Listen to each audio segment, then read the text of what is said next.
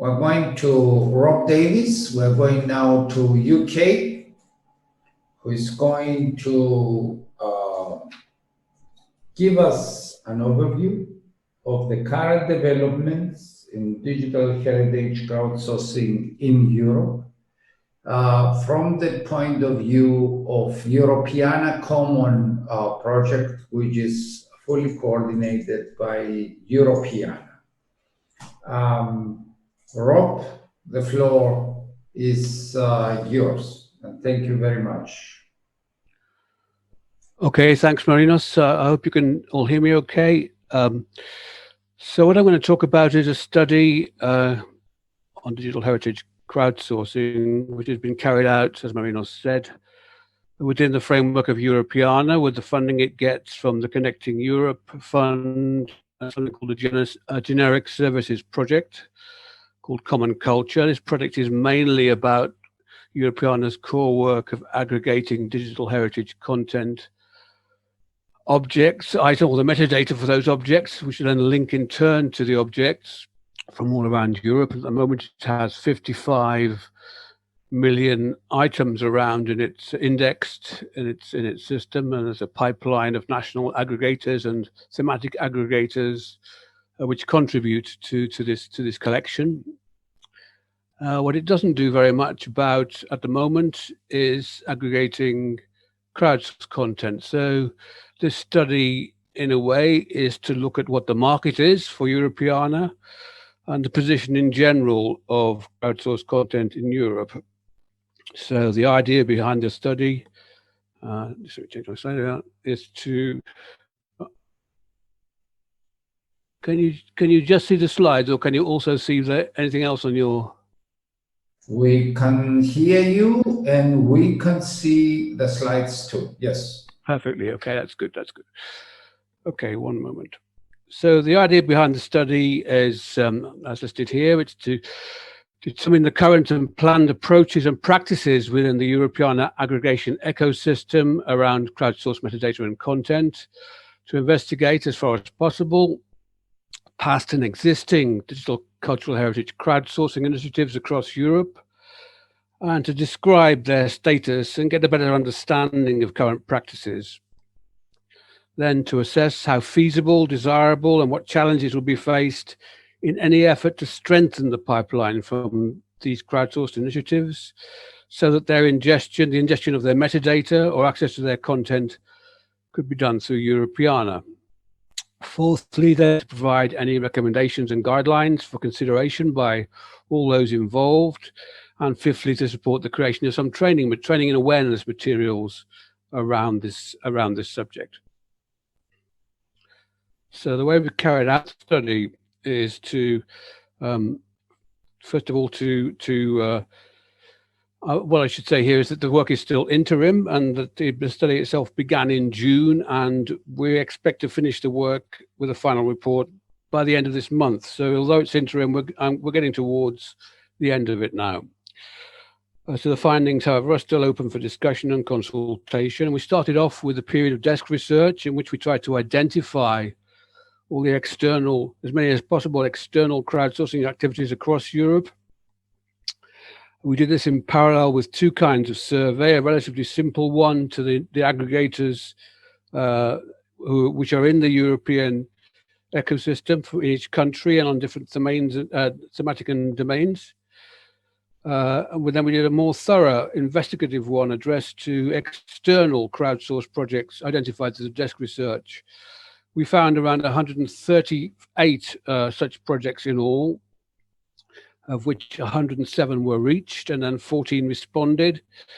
But the survey was also supported by a social media campaign which CUT carried out, and by this means we got in another 13 responses. So we're looking here at around 27 quite detailed survey responses from 19 countries. And I've been carrying out follow-up interviews in November and December, around 20 of those. I'm hoping this workshop may also be a source of ideas and feedback. There is a webinar as a final event of the work on December the 15th, which you're all welcome to attend. Some of the limitations, I think, of the work to date are the sample identified. And I think this is, you know, it's a relatively representative sample, but the low visibility and documentation on the internet and the transience of many crowdsourcing initiatives is a bit of a drawback. And the strong probability is, in fact, the certainty is that there are many more local and smaller scale initiatives in particular that we haven't been able to identify here. So just as a preliminary. I didn't understand. Sorry, my telephone is speaking back to me. Just a preliminary to say that we have here many comments and correlations from the responses, which we have tried to pull together. There's a great deal of rich textual comment, which we're currently in the process of analyzing. So where multiple options have been identified in the questions, we've tried to carry out correlations of where they appear together, and this should provide material for further analysis and understanding of the results. So let's move on now to try to identify a definition of what is crowdsourcing. It has many different forms, and as we will discover, is extremely heterogeneous in almost every respect. Well, a widely used definition is this one: the practice of obtaining information or input into a task or project by enlisting the services of a large number of people, either paid or unpaid, typically via the internet. And we've taken this as our basis. It's a broad concept. It's, as I say, heterogeneous in many aspects of practice, encompassing a wide range of activity types. It also has pronounced overlaps with fields such as citizen science, co-creation and crowdfunding. And we'll come on to some of this a bit later on. So, as mentioned, responses were received from 19 countries, with 3 from Greece being the highest number. There were additional pointers to wider crowdsourcing networks in other countries, including 5 other citations which were received from the Wikimedia Sweden chapter, and we're following these up. It's quite interesting what's happening with the GLAM wiki sector, so-called, which is a sort of parallel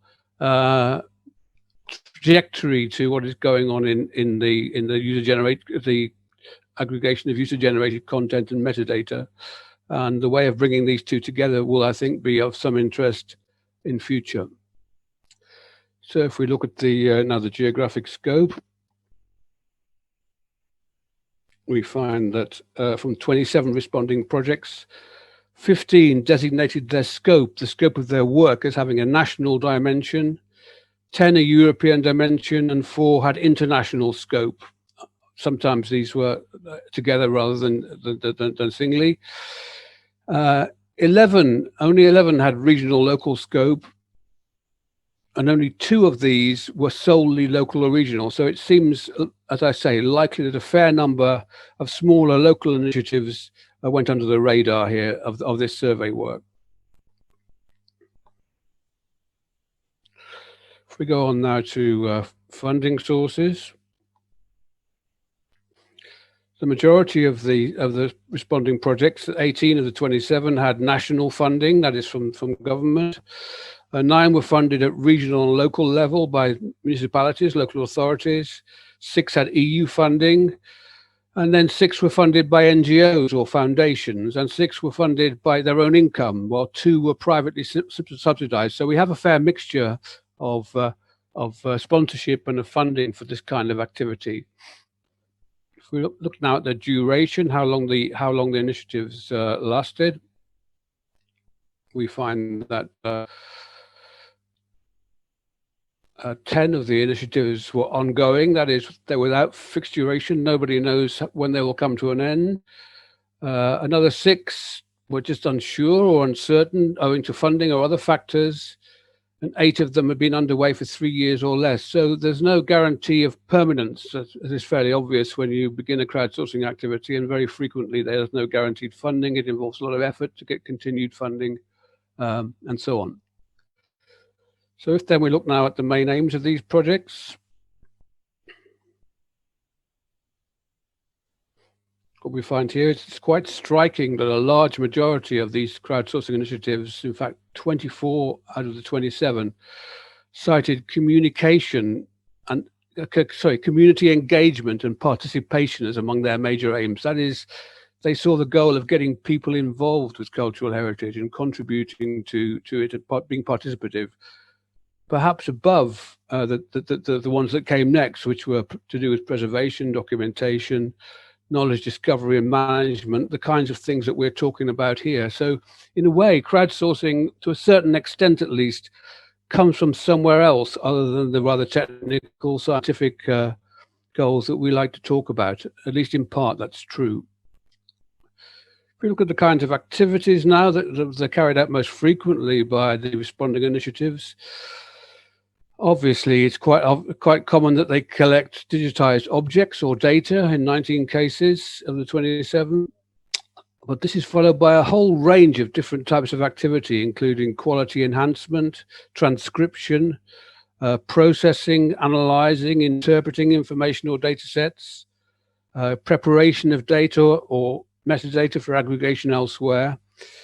So far, from these responses, we found only one initiative which supported the collective building of digital artifacts, such as 3D models, through data. But I have a strong feeling that this is becoming, that engagement with 3D models is becoming, through crowdsourcing, is becoming more and more common. I was speaking to a project this morning called Heritage Quest, based in the Netherlands, for example, where there is a national sort of LIDAR infrastructure, and people are then carry out crowdsourcing activities deep in the forest to identify burial mounds, to geolocate burial mounds and so on.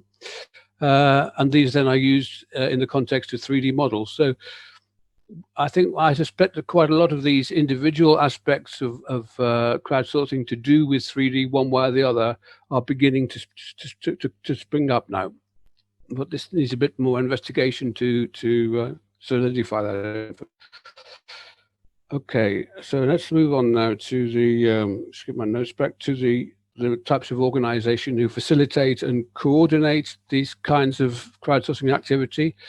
The most common of all was archives, which I found slightly surprising. I thought it might be museums, or some other, but in fact, it turns out that it's archives of this sample set. However, if you add together research institutions and higher education institutions, they actually exceed the number of archives. And then libraries, which are 7, NGOs 6, and only 3 of these crowdsourcing activities were coordinated by museums. Now, I'm not sure whether that's fully representative, but it's interesting if it is the case that museums are reluctant or don't see very much scope for themselves in carrying out this kind of work, getting engaged with this kind of work, to think why that might be. Okay, so then we move on to mode of collection. The most usual mode of collection was web-based, but also collection by mobile, social media, and in analog form were reasonably common. And if we go on to content types,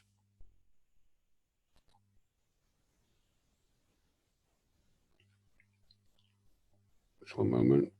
Okay, what content types?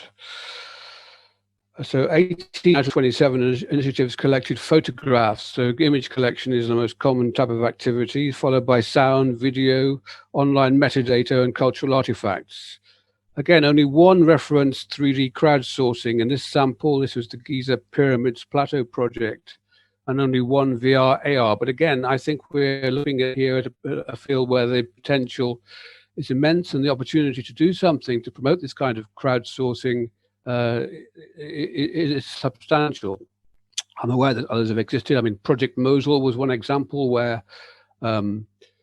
crowdsourcing played a role. I think as we've been hearing, there's a need to prepare the ground now to release the potential of effective crowdsourcing for 3D data acquisition and modeling.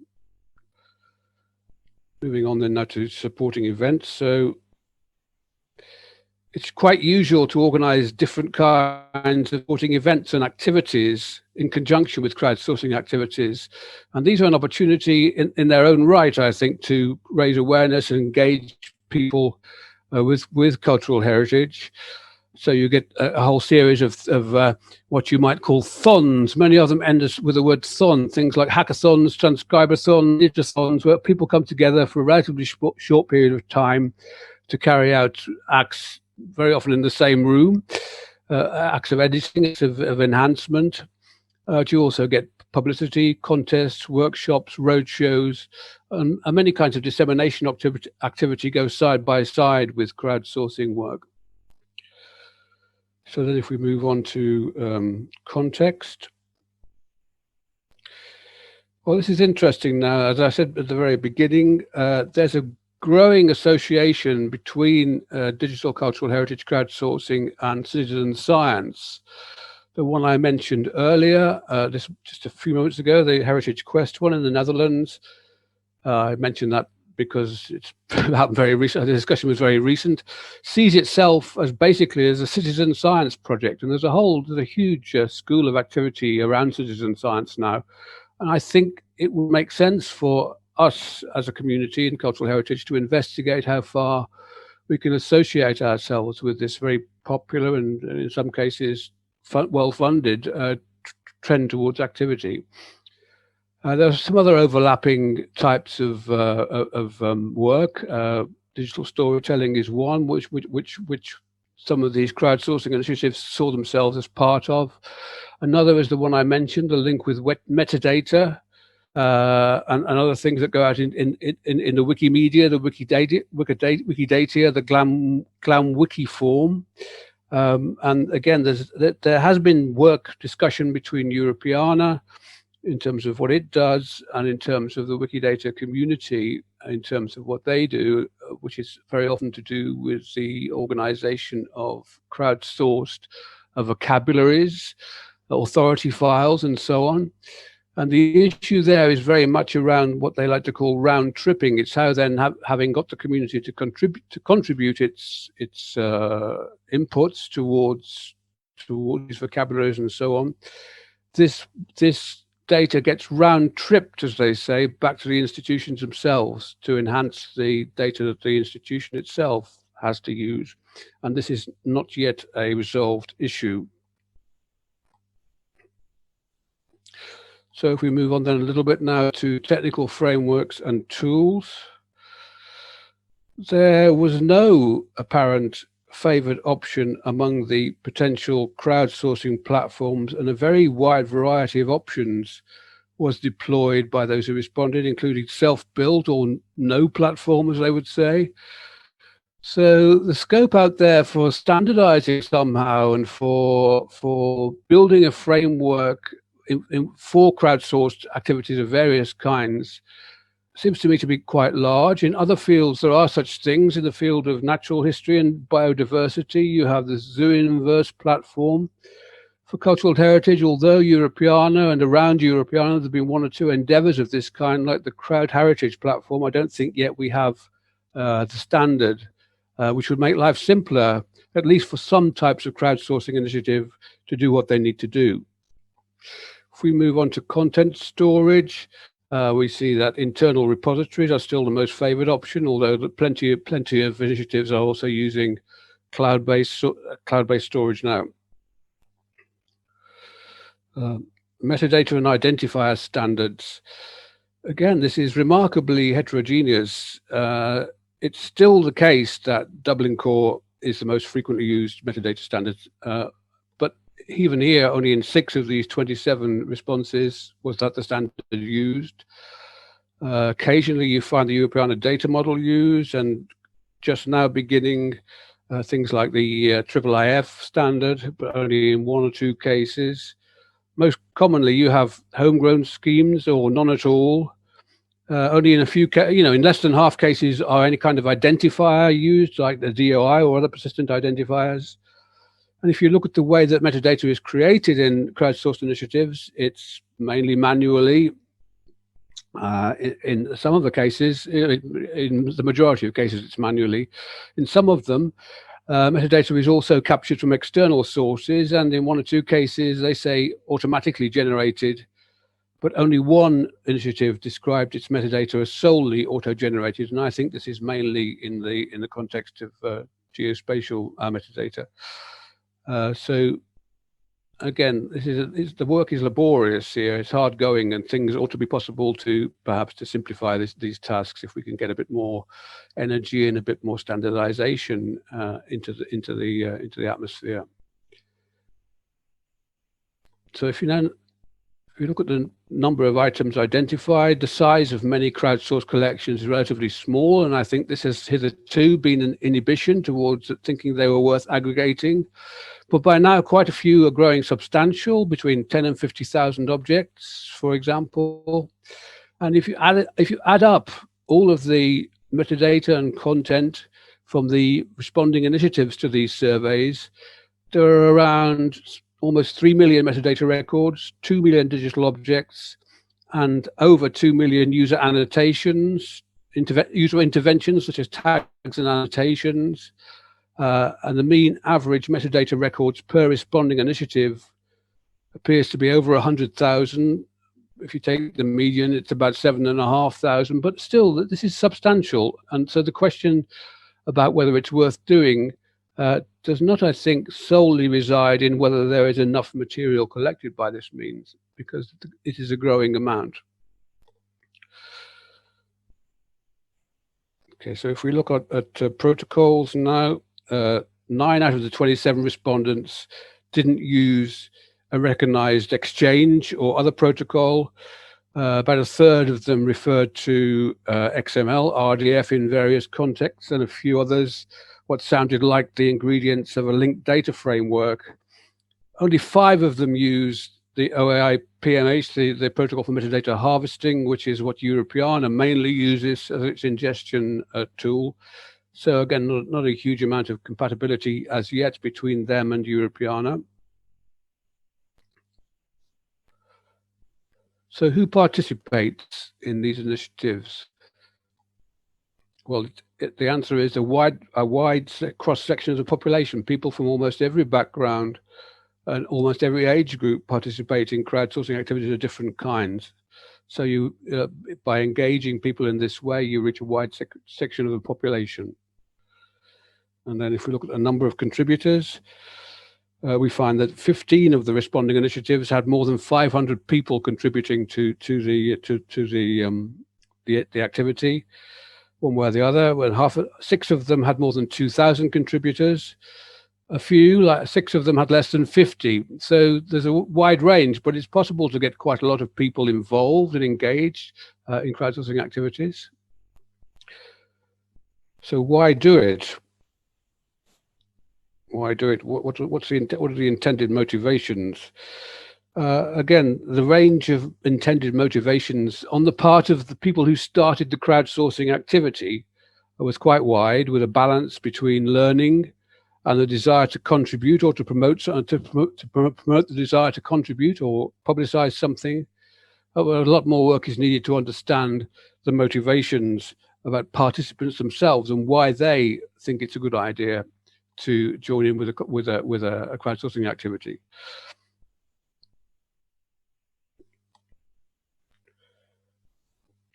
Most of the responding initiatives carried out some kind of validation of user contributions. This is often thought to be important, and when it's thought to be too complicated, it sometimes gets just abandoned altogether. Nobody says that there is no attempt at validation or moderation because there isn't the resource to do it. But this is, most cases, I think, a weakness where this is the case. Other types of evaluation that were listed as the options there were all used, but in very few cases, in only 4 cases, they carried out an impact assessment to determine what impact the work had on its intended audience and on the organizations carrying it out. Licensing, well, you can see that Creative Commons is the most frequently used, but in many cases there is no licensing at all, and so that still appears to be quite a weak area where, again, some kind of guidance or support could be valuable. Okay, coming on to the final slide now. I'm not quite as fast, but getting towards the end. Some have, so some, but not all national aggregators in the Europeana ecosystem are aware of a number of crowdsourcing initiatives in their countries, and the national aggregators identified some of those. But in the main, these are the crowdsourcing initiatives that have been generated by Europeana centrally. Things like the First World War campaign, which was quite successful a few years ago, the one on migration, the one on fashion, and things like that. And there's much less awareness of or activity towards these externally sourced crowdsourcing initiatives that we're talking about. 4 out of the 11 responding national aggregators have ingested content, and 3 metadata from initiatives in their country. So this is not a very high number. The number of items ingested by Europeana from crowdsourcing initiatives exceeded 5,000 in only 1 country, which was Finland. And the other 3, which have ingested, where they have done it, it was under 1,000 items. So this is pretty small beer. And not really at the moment making a huge contribution to Europeana, although it's possible this is an underestimate and other activity exists. But overall, this suggests a very limited operational pipeline at present for crowdsourced content within the Europeana ecosystem. The main reason cited by national aggregators as standing in the way of ingesting crowdsourced material was that they simply didn't know about them. They were followed closely by difficulties or uncertainties associated with technical issues, licensing, metadata, and the kinds of things we've been talking about. And in 2 cases, they have specific policies which prevent them from ingesting crowdsourced data. Nobody, but slightly to my surprise, none of these national aggregators said they didn't have enough people or sufficient resources to do it. The response from the thematic and domain aggregators was much lower, with only 1, the Photo Consortium, apparently having had much success at all in getting their crowdsourced content into Europeana. So, in conclusion, and as I say, this work is still interim, and I'm working right now on the final recommendations for this study. But if we look at what some of the areas that we might be looking at here. So first and foremost, content generated by digital cultural heritage crowdsourcing is very fragmented and requires significant effort. What appears to need to be investigated and understood better is whether it could more easily be joined up, made easily retrievable, and preserved for the benefit of users and creators. Secondly, whether crowdsourced digital heritage content or its metadata currently hold added value and sufficient quality to justify effort to increase its aggregation within Europeana. I mentioned that there are aggregation initiatives in some other fields, including citizen science, where there is already an aggregator in the field of biodiversity. So it's the notion that you should bring the crowdsourced stuff together so that people can find it without going to every single website around the place that's doing something is I think a valid one and a well understood one. It's just the effort, the resource, and the intellectual coordination needed to carry it out, which is missing at the moment.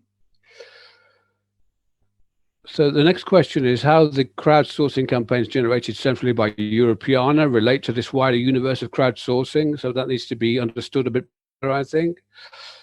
And how can its network and ourselves, all working in the digital heritage field, benefit by the increased community engagement and audience participation that you can get through crowdsourcing? And I think in the field of 3D, this is something, again, that we could build on and strengthen both our data acquisition and the involvement and understanding by people of what is going on and their sense of contribution to it. So the question now for Europeana is, can it play a stronger role, maybe by helping, maybe if not by actually becoming the aggregator, but by helping standardize methods and infrastructure in this very widely heterogeneous field so as to promote sustainability and interoperability? and what the scope is for further cooperation between these important neighboring crowdsourcing communities or movements like Wikimedia and citizen science. So the next steps now are to finish the follow-up interviews, which I will have done this week, to run the webinar on the 15th of December, and then to produce a final report with recommendations. For all of us, those of us, especially in the lab at CUT, who were involved with the VIM coordination action last year, which then led on to the digital day and in fact, the European strategy, which in turn has given birth to this 3D study, which is the main subject of our workshop today. It seems to me that there is a missing component, that there is an opportunity now to do something about involving the general population, involving wider audiences in crowdsourcing activities, and it's an important next step now in as to what we do to plug this gap. Okay, I think that gets me to the end. Thank you very much. If there are points of discussion or questions or objections, please fire away. Thank you very much, Rob, from a totally different point of view of how bringing pieces of knowledge together so that we can reconstruct the full picture of the whole mosaic. Yeah. So now we are going to ask the attendees. Let me check if there is someone here who raised his hand. No, I don't see, or from the panelists. If there is the one or the other, no, okay.